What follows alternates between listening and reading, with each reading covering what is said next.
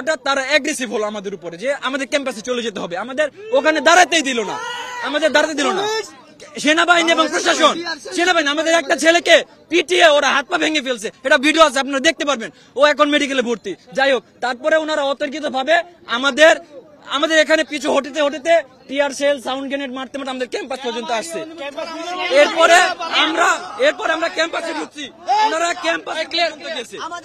ক্যাম্পাসে পর্যন্ত গেছে, আমাদের গেট ভাঙছে। গেট ভেঙে ক্যাম্পাসে আমাদের মেন প্রশাসনিক ভবনের গিয়ে সাউন্ড গ্রেনেড টিয়ার সেল মেরে আমাদের আহত করে আসছে। হ্যাঁ, ঢাকা কলেজের ভিতরে চাইলে আমাদের গেট পর্যন্ত গিয়ে দেখতে পারেন, আমাদের গেটটা ভেঙে ফেলছে।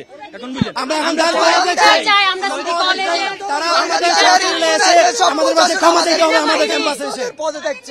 সেনাবাহিনী আমাদের উপর অকথিতভাবে মারামারি করলো, তারা আমাদের যেভাবে মারছে, সেনাবাহিনী কেন আমাদের স্টুডেন্টের গায়ে হাত দিল, তারা আমাদের কলেজের ভিতরে এসে আমাদের মারছে।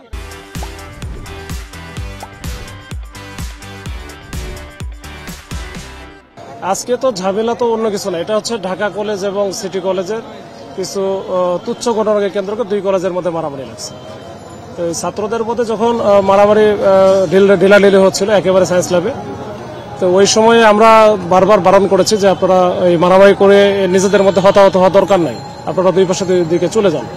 তো আমরা ডিসপার্স করার চেষ্টা করেছি যে এদিকে সরাই দেওয়ার এবং সিটি কলেজ যারা আছে তাদেরকে সরাই দেওয়া। ওরা চলে গেছে, কিন্তু ঢাকা কলেজে যারা আছেন তারা এখানে চলে আসছে, কিন্তু তারা তারপরে রাস্তার উপরে ছিল। এই জন্য আমরা এখানে অবস্থান নিচ্ছি যেন আর নতুন করে কোনো কিছু না ঘটে। এখন পরিস্থিতি স্বাভাবিক, এরকম কোনো কিছু তো ওই রকম আমরা যে মারধর করছি এরকম কোনো কিছু নাই। দুই পক্ষে এই অনেক ঢিলাঢিলি হয়েছে, কে কোন জায়গায় গেছে যদি আহত হয়ে থাকে তাহলে তো পরে জানা যাবে। না না না, আমাদের আটক নাই।